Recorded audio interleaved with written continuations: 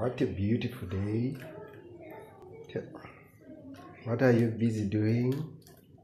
With your beautiful smile that you are wearing today. Stop it. I'm busy making for you food. Huh? I'm busy making for you something to eat. Beautiful. I can't wait. Horrible. Can't wait. Oh my goodness. Do you have the name of the food you are about to cook for me? It's a goulash. What do you call it? Oh my dear.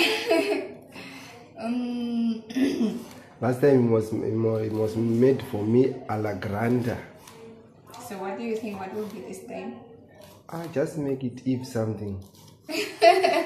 Definitely it's gonna be Eve something. Today it look like it's gonna be your day. Today it's your day. You are looking extraordinary. Thank you, sweetheart. I don't know what you put on today. But you are shining. Nothing. But you are shining. I'm just myself. Just took a bath. That's it. Just a normal bath. Did you bath with milk or something? There you go, there you go, there you go, there you go, there he goes. Very, very naughty man. He's very naughty. He's a very naughty man. You are so beautiful, my darling. Thank you, sweetheart.